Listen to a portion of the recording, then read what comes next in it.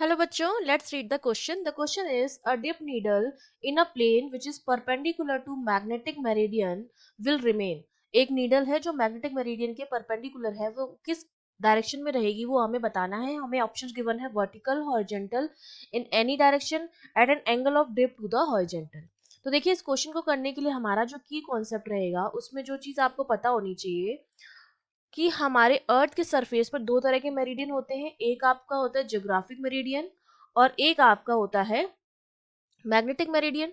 ठीक है, एक आपका ज्योग्राफिक मेरिडियन हो जाएगा और एक आपका हो जाएगा मैग्नेटिक मेरिडियन. ठीक है, सपोज ये मैंने मान लिया कि ज्योग्राफिक है और ये वाला जो है मेरा वो मैग्नेटिक मेरिडियन है. तो इसमें क्या होता है कि जो टोटल मैग्नेटिक फील्ड इंटेंसिटी होती है वो इस डायरेक्शन में होती है.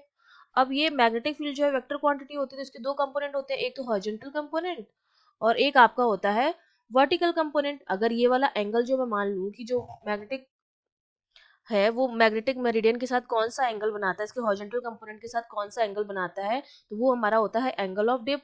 तो ये इस डायरेक्शन में तो आपका हो जाएगा वर्टिकल कंपोनेंट और इस डायरेक्शन में आपका हो जाएगा हॉरिजॉन्टल कंपोनेंट. अब हमसे क्या रखा, जैसे अर्थ की सरफेस के अकॉर्डिंग हम देखें तो ये अर्थ की सरफेस हो गई, ये ज्योग्राफिक मेरिडियन हो गया, इसके अबाउट अर्थ जो होगी वो रोटेट करेगी, तो ये नॉर्थ हो गया आपका, ये साउथ हो गया. तो जो मैग्नेटिक मेरिडियन होता है वो ज्योग्राफिक मेरिडियन के थोड़ा सा अलग होता है.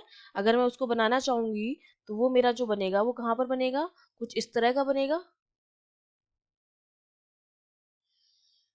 ठीक है, थोड़ा सा टिल्टेड बनेगा. अगर मैं इसकी बात करती हूँ तो ये थोड़ा सा हमारा क्या बनेगा, टिल्टेड बनेगा. वो हमारा क्या होगा, मैग्नेटिक मेरिडियन हो जाएगा. तो जो मैग्नेटिक मेरिडियन ये हो गया, तो ये हमारा अब नॉर्थ हो गया और ये साउथ हो गया. तो इसको मैं एन डैश और एस डैश रख देती हूँ. और मैं जानती हूँ डैश कि जो मैग्नेटिक फील्ड की डायरेक्शन होती है वो नॉर्थ टू साउथ होती है. ठीक है, तो इसका मतलब यहाँ से रेज निकलेंगी इस तरह से.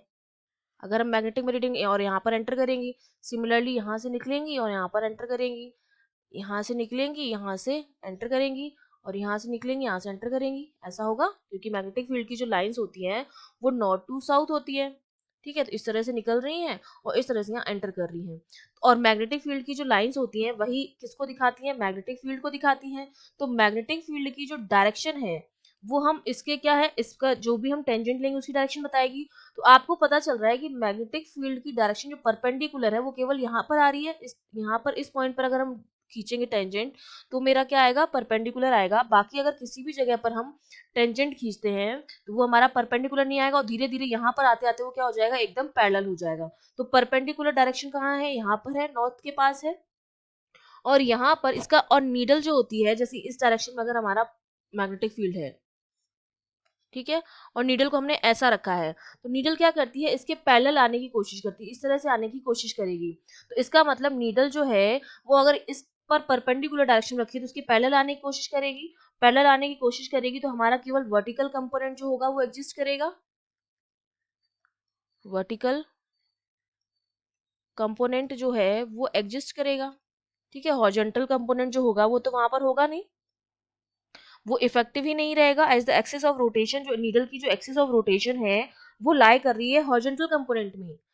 नीडल की जो एक्सिस है, रोटेशन एक्सिस है, एक्सिस ऑफ रोटेशन, वो खुद हॉरिजॉन्टल डायरेक्शन में लाई कर रही है. ठीक है, वो लाई कर रही है हॉरिजॉन्टल कंपोनेंट की डायरेक्शन में, हॉरिजॉन्टल कंपोनेंट की डायरेक्शन में. तो वो इफेक्टिव नहीं रहेगा. तो जो हमारी डिप नीडल होगी अगर वो मैग्नेटिक मेरिडियन के परपेंडिकुलर है तो केवल उसकी जो डायरेक्शन होगी वो क्या होगी, वर्टिकल होगी. वो कैसी रहेगी, वर्टिकल रहेगी. ठीक है, तो हमारा ए ऑप्शन जो हो जाएगा वो करेक्ट हो जाएगा. I hope you understood well. All the best.